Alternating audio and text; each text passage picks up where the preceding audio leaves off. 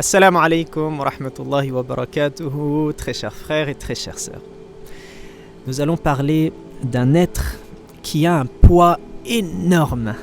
Le prophète disait, si on mettait dans une balance toute la Ummah, c'est-à-dire tous les musulmans et les musulmanes, depuis le tout premier jusque le dernier, à l'exception de Abu Bakr as-Siddiq radiyallahu anhu. Donc si on mettait tous les musulmans, toute la Ummah dans une balance, à l'exception de Abu Bakr, et que de l'autre côté on mettait cet homme-là, eh bien il ferait leur poids. C'est un témoignage du prophète Mohammed sallallahu alayhi wa sallam qui est énorme. Et nous allons parler d'un être qui a passé pratiquement la moitié de sa vie dans l'ignorance, dans l'adoration des statues, dans la consommation de boissons, d'alcool, dans l'insouciance par rapport à la vérité, qu'est-ce qui nous attend à l'au-delà. Il a passé la moitié de sa vie dans al-jahiliya, l'ignorance, et pourtant il a réussi à devenir cet être si exceptionnel. Il s'agit de Omar ibn al-Khattab al-Farouq. Al-Farouq, c'est son surnom qui va lui être donné lorsqu'il va se convertir à l'islam. Et justement, nous allons parler aujourd'hui de sa conversion. Parce que parler de Omar ibn al-Khattab, c'est dire énormément de choses. Moi, je vais m'arrêter sur l'histoire de sa conversion, de son entrée à l'islam. Omar ibn al-Khattab, il est de la tribu de Quraysh. Vous savez, cette tribu qui gouverne la Mecque. Plus précisément, il fait partie de la tribu des Banu Adi. Et il a un statut important. C'est un jeune. Au moment de l'islam, il a 27 ans. C'est un jeune qui a une place importante à la Mecque. Il est élu ambassadeur. L'ambassadeur, vous savez, c'est celui qui parle au nom des Quraysh. C'est-à-dire s'il rencontre des gens, il est l'envoyé pour parler au nom de sa tribu, au nom de la Mecque. Et c'est quelqu'un qui est d'une très haute stature, il est grand, il est très fort, il est intelligent, il est lettré. Vous savez, on est dans un environnement à cette époque de l'histoire où c'était rare de trouver des gens qui savent lire, écrire. Il y avait beaucoup d'analphabétisme, mais Omar, il savait lire, écrire. Donc il avait ces qualités-là. Lorsque l'islam va commencer, lorsque le prophète Mohammed sallallahu alayhi wa sallam va commencer sa da'wa, entre parenthèses, il y a entre le prophète et Omar 13 ans. Omar est plus jeune de 13 ans. Lorsque l'islam va commencer, Omar a 27 ans et il va prendre position. Il va prendre position avec les Quraysh et il ne va pas être neutre, c'est-à-dire il laisse faire. Non, il va prendre position contre les musulmans et les musulmanes. Et il va être un farouche, c'est un ennemi très dur envers les musulmans. À tel point, par exemple, qu'il y avait une ou deux femmes esclaves dans la famille élargie de Omar ibn al-Khattab, et il se chargeait lui-même de les tabasser, leur faire du mal. Et un jour, il les laisse et il leur dit « Je vous laisse, pas parce que j'ai pitié, mais parce que je suis là, parce que je suis fatigué, et je reviendrai. Et je ne cesserai de vous torturer, de vous faire du mal, jusqu'à ce que vous quittez cette religion. » Vous imaginez, il a fait énormément de mal, il a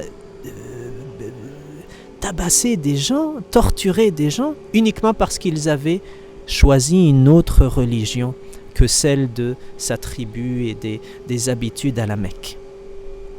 Et donc pour Omar, ce sont des traîtres.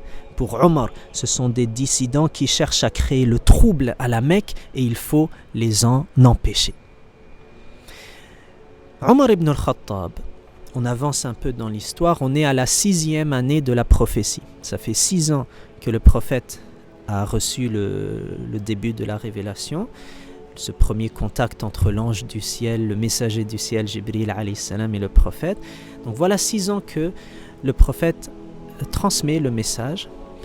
Nous sommes au dernier mois de l'année, me dites pas décembre, on est au dernier mois de l'année dans le calendrier musulman, Dhul Hijjah. Dhul Hijjah, 6e année de la prophétie. Et vous faites le calcul, Omar ibn al-Khattab, il a 33 ans. Il a 33 ans et là il va prendre une décision. Omar ibn al-Khattab, vous savez, c'est quelqu'un qui est entier.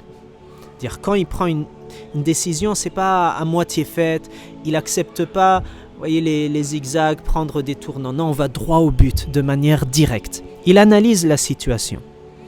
Nous avons à la Mecque des fauteurs de troubles. Nous avons des gens qui nous ont divisés, qui ont créé des problèmes alors que nous étions unis, selon sa perception. Et selon un peu, peut-être que je transmets sa manière de penser de manière simpliste, mais juste pour l'histoire. Donc il analyse qu'il y a à la Mecque des gens qui nous font des problèmes. Ce sont les musulmans. Ces problèmes-là, ces derniers temps, ils se sont aggravés. Parce que 3 jours auparavant, il y a l'histoire de Hamza. Hamza, vous savez, l'oncle du prophète, qui est son frère de lait aussi. Ils ont grandi ils ont à peu près le même âge, ils sont des amis d'enfance. Hamza, le fils de Abd al-Muttalib, qui se convertit à l'islam. Et dans l'histoire de sa conversion, un des plus grands chefs de la Mecque et un des pires ennemis de l'islam, Abu Jahl, a été humilié. Et il se trouve que Abu Jahl est proche dans la famille de Omar ibn al-Khattab. La maman de Omar est, selon l'avis retenu, la cousine de Abu Jahl.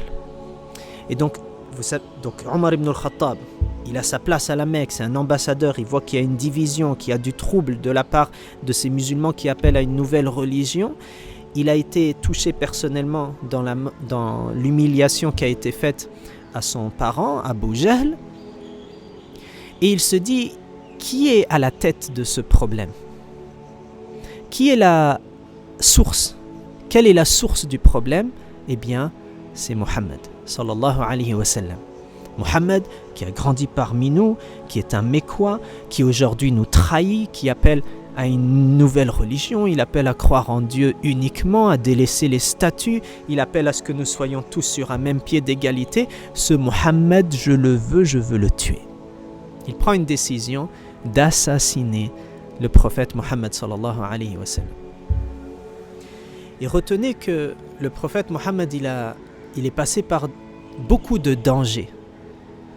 Parmi ces dangers-là, c'est qu'on a cherché à le tuer 3 fois.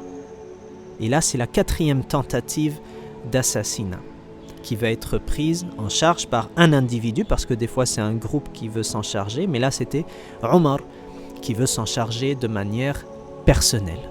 Même si il va perdre son statut, même s'il va commettre une injustice énorme de tuer un être, même s'il risque la mort, il n'en a que faire, il veut en finir avec ses problèmes. Omar ibn al-Khattab sort de chez lui, armé de son sabre, et il est en mode kamikaze. Et il est prêt à en finir avec le prophète, même s'il doit sacrifier sa propre vie. Le prophète, sallallahu alayhi wa sallam, il avait plusieurs tactiques et plusieurs stratégies pour transmettre l'islam dans un climat très anti-musulman, très islamophobe, qui a la haine de l'islam. Parmi ces stratégies-là, c'est que le prophète avait un repère ou un lieu tenu secret dans lequel il se réunissait avec les musulmans pour leur parler et leur faire la da'wa. Et cette demeure, Inch'Allah vous le savez, c'est la demeure d'un des premiers convertis qui était tout jeune lorsqu'il s'est converti, il avait 16 ans, et il a pris le risque d'ouvrir sa maison pour accueillir les musulmans.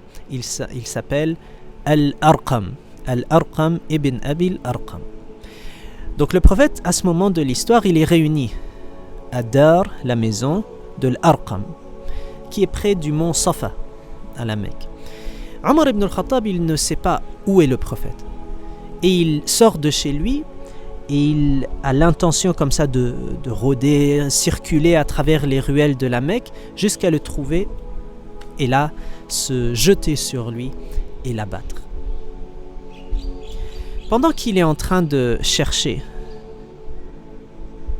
le prophète sallallahu alayhi wa sallam, il va croiser Nu'aym. Nu'aym ibn Abdillah, qui est un musulman.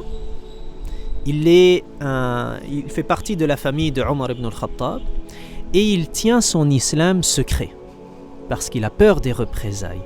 Il a peur de gens comme Omar qui font beaucoup de mal aux musulmans. Alors il s'approche et il voit clairement sur le visage de Omar, il y a la colère, la haine, la détermination. On voyait un visage assombri là qui est prêt à commettre un crime, un meurtre. Il s'approche et le salue et lui dit: mais où est-ce que tu te diriges comme ça, armé de ton sabre? Et Omar, il ne cache pas ses projets, il lui dit direct: c'est Mohammed, je veux le tuer. Qu'est-ce que peut faire Nu'aym? Qu'est-ce que peut faire Nu'aym pour protéger son messager? Il va mettre en place une double stratégie. Il va comme faire une tentative et si ça ne marche pas, il a un deuxième plan.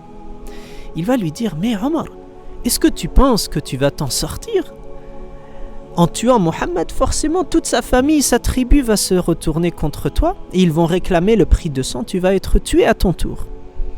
Et là Omar, il le regarde en lui disant, d'une part il lui dit: je n'en ai que faire et je suis prêt à en finir avec ce problème qu'a créé Mohammed, même si ça doit être au prix de ma vie. Et puis, ne serais-tu pas devenu musulman? Pourquoi est-ce que tu es en train de défendre cette personne? Donc là, Nu'aym, il est obligé de sortir son deuxième plan. Il lui dit: avant de commencer par des étrangers, ne ferais-tu pas mieux de commencer par ta propre famille? Et là, Omar, effectivement, son plan de base va être remis en question. Il dit: qui de ma famille s'est converti? Et il ne dit pas converti, il dit a trahi. Sabi, a trahi notre peuple, trahi notre tribu, rejeté notre culture, s'est retourné contre nous. Vous voyez ce discours de haine. Et Nu'aym l'informe: ton cousin, Saïd ibn Zayd, et son épouse qui est ta sœur, Fatima bint al-Khattab. Là, Omar, ça y est, il laisse son plan initial, il va vers la maison de sa sœur. Et Nu'aym, qu'est-ce qu'il fait? Il court chez la maison de l'Arqam, chez le prophète sallallahu alayhi wa sallam. Omar ibn al-Khattab, il arrive chez sa sœur. Il tend l'oreille et il entend qu'on est en train de réciter quelque chose. Qui est à la maison de Fatima? 3 personnes, le couple, Fatima et Saïd, radiyallahu anhuma, et Khabbab ibn al-Arat. C'est bien si vous retenez ces noms. On parle de Omar, Nu'aym, Saïd, Fatima, Khabbab. Et c'est encore mieux de connaître leur nom complet. Omar ibn al-Khattab, surnommé Al-Farouq. On a Nu'aym ibn Abdillah, Saïd ibn Zayd, Fatima bint al-Khattab, Khabbab ibn al-Arat. Khabbab fait partie aussi des premiers musulmans. Et qu'est-ce qu'il fait à la maison de Fatima et Saïd? Il est en train de leur enseigner l'islam.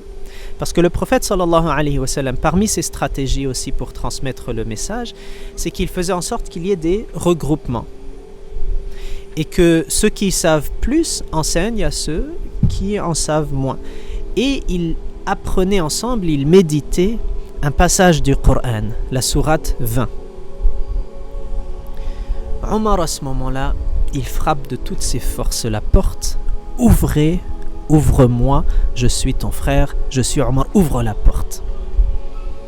Khabbab, il court se cacher. Parce que Khabbab, il fait partie des gens qui n'ont pas une famille, une tribu pour les protéger. Si Omar le voit, c'en est fini avec lui. Saïd ouvre la porte. Omar le questionne direct.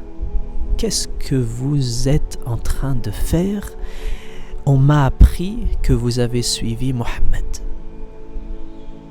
Et il se jette sur Saïd pour lui faire du mal. Et quelle est sa surprise lorsqu'il voit sa sœur se redresser et chercher à défendre son mari. Et Omar, aveuglé par la colère, il va repousser sa sœur avec force et il va la blesser et le sang coule sur son visage. Et là, Saïd de dire directement, clairement à Omar, oui, nous sommes musulmans, nous avons suivi Muhammad sallallahu alayhi wa sallam, le prophète. Et là, Fatima radiyallahu anha wa ardaha, qui ne démontre aucun signe de faiblesse, tout au contraire, malgré qu'elle est blessée, avec courage et témérité, elle s'adresse à son frère et lui dit wa kana dhalika raghma anfika ya Omar. Ça veut dire, c'était malgré toi que nous nous sommes convertis. Tu peux tout faire, jamais tu n'arriveras à nous faire changer d'avis. Là, Omar ibn al-Khattab, il y a une métamorphose qui est en train de s'opérer en lui. Vous savez, une métamorphose, c'est que il y a un changement qui se fait petit à petit jusqu'à atteindre un moment où là on a un changement radical. Ça veut dire que Omar ibn al-Khattab, ça fait déjà un temps qu'il y a des changements en lui qui s'opèrent. Et c'était à ce moment-là, dans la maison de sa sœur, qu'il va radicalement changer et qu'il va se convertir à l'islam. Et subhanallah, Omar ibn al-Khattab, il a été marqué par le Coran. Il a même rapporté plus tard, bien plus tard dans sa vie, il nous transmettra un hadith du prophète sallallahu alayhi wa sallam qui dit « Inna Allah yarfa'u bihadha al-Qur'ani aqwaman » Allah subhanahu wa ta'ala, il élève des êtres à travers le Coran. C'est-à-dire ceux qui se relient à la parole d'Allah, qui écoutent attentivement, qui ouvrent leur cœur, leur esprit à la parole d'Allah, qui cherchent à le comprendre, le méditer, ils vont être des gens magnifiques. Et l'inverse est vrai. Si quelqu'un rejette le Coran, etc., il sera rabaissé. Omar ibn al-Khattab, des années auparavant, il était sorti une nuit de chez lui pour aller vers la Kaaba. Qui se trouve à la Kaaba? Le prophète Muhammad sallallahu alayhi wa sallam, qui fait Qiyam al-Layl. Il prie la nuit pieusement. Et Omar va se mettre à écouter le prophète et sa récitation. Et le prophète sallallahu alayhi wa sallam va lire Surat al-Haqqa. Et Omar écoute. Et il est attentif, et il est réceptif, et il apprécie énormément ce qu'il est en train d'entendre. Même à un moment donné, il se dit, mais c'est tellement bien structuré, c'est tellement beau, que Muhammad est un poète hors pair. Il fait de la poésie de manière magnifique. Et là, vous savez, dans Surat al-Haqqa, le prophète lit « Wama huwa biqawli sha'ir » Qalilan ma tu'minun. Ce n'est aucunement la parole d'un poète. Vous avez peu de foi. Et en tout cas, ça va énormément marquer Omar. Vous voyez, donc des années auparavant, il y a déjà un changement qui s'est opéré de plusieurs manières. Là, il est dans la maison de sa sœur. Il regrette son action, voir qu'il a blessé sa sœur, il a blessé son cousin et son beau-frère Saïd. Il s'assoit et il dit « Je vous ai entendu réciter, vous étiez en train de réciter le Coran. Donne-moi les feuillets, donne-moi le livre. » Et il est rapporté que lorsque Omar ibn Khattab était rentré, Hafsa l'avait caché sous ses habits. Là, Fatima, la sœur de Omar. Hafsa, c'est la fille de Omar. Donc Fatima, elle voit ce changement, cette tendresse, cette ouverture d'esprit chez son frère. Alors elle lui dit, il faudra auparavant, ou d'abord elle lui dit, je crains, genre, tu es venu là, tu es passé d'une grande colère à te mettre à nous frapper, maintenant tu t'assois, tu veux le Coran, j'ai une crainte. Omar dépose son épée, il le retire, il dit, je ne ferai rien. Et elle lui rajoute une couche, elle lui dit, avant de prendre le Coran, il faudra que tu te purifies. Omar accepte, il se lève, il va se purifier et il revient. Et là, Fatima radiallahu anha wa ardaha lui donne ce passage, la sourate 20 on a dit, qui est sourate Taha. les 8 premiers versets. Ce sont 8 versets qui ont, vous voyez comme on a dit, il y a une métamorphose, il y a un changement qui s'opère, et 8 versets qui vont créer ce changement radical chez Omar ibn al-Khattab. Omar lit Bismillahirrahmanirrahim. Et il dit quel nom magnifique, quel nom sublime qui appartient à Allah.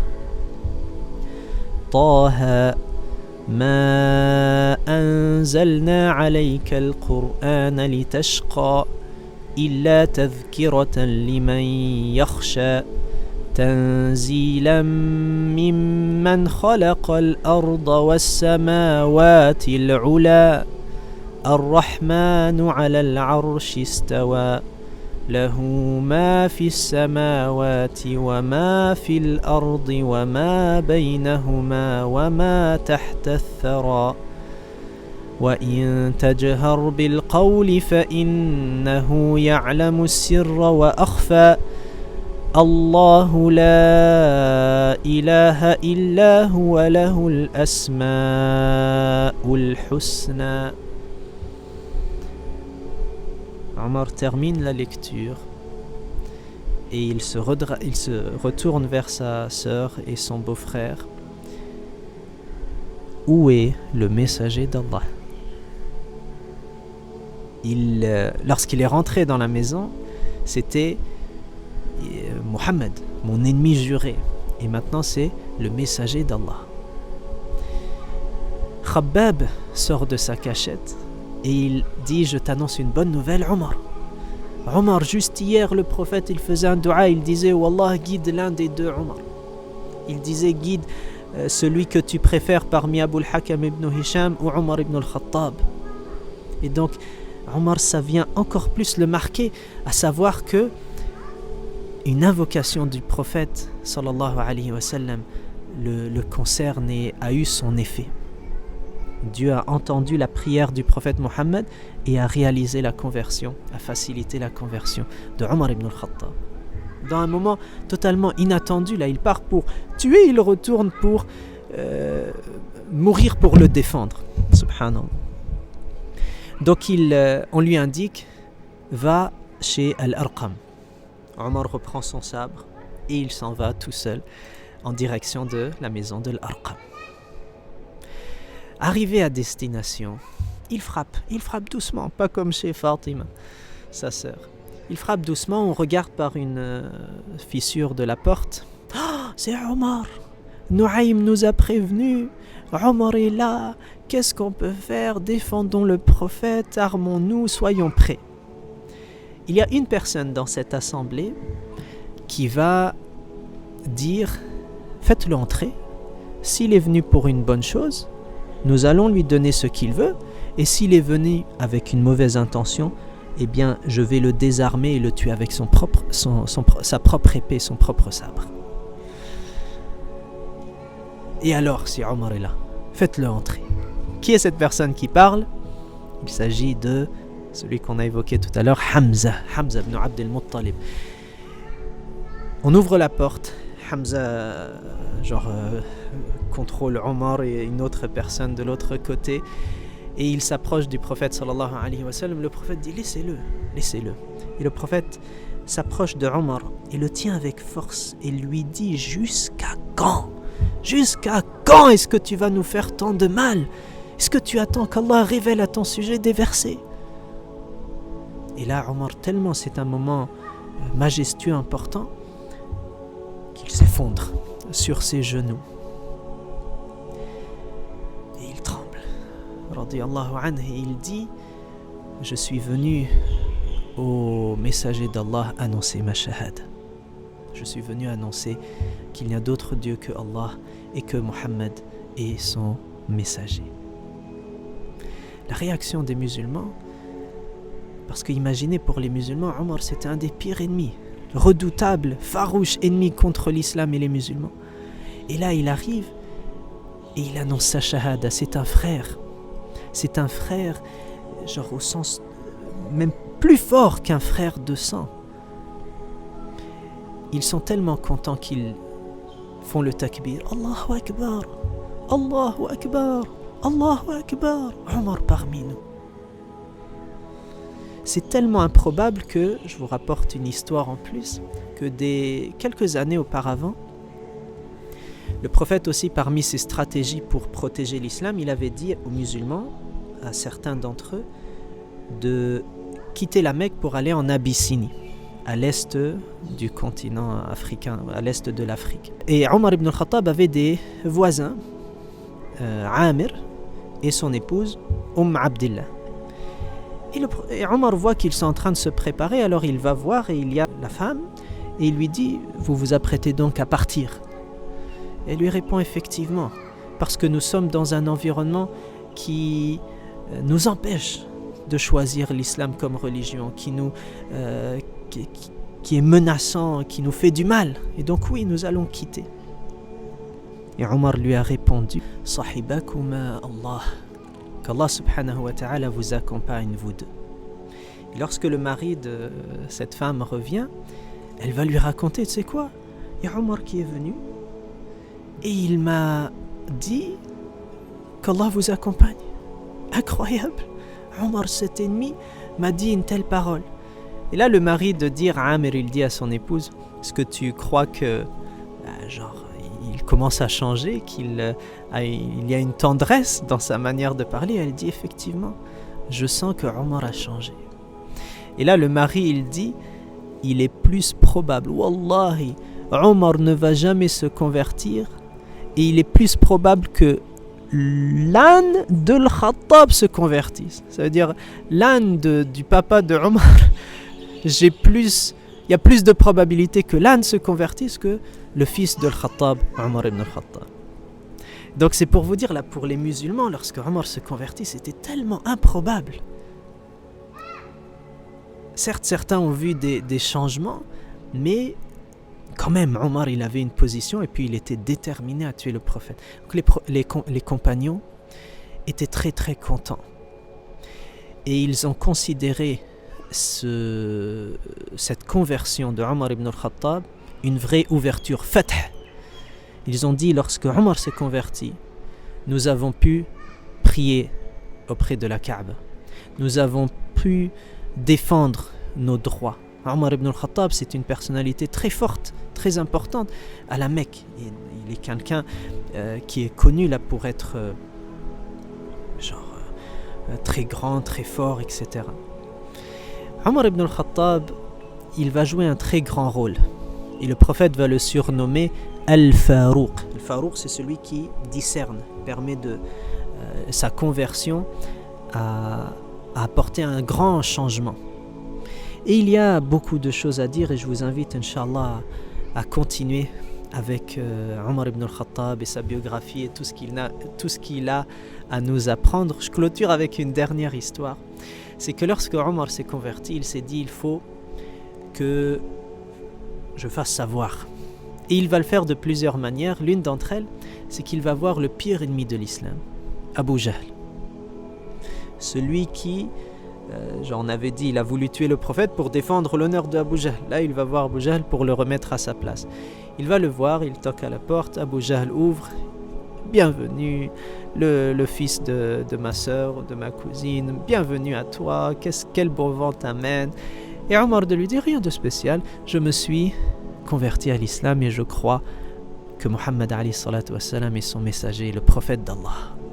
Abu Jahl, il change totalement d'attitude, il lui dit que tu sois maudit, qu'Allah te maudisse le restant de la journée, il claque la porte sur lui.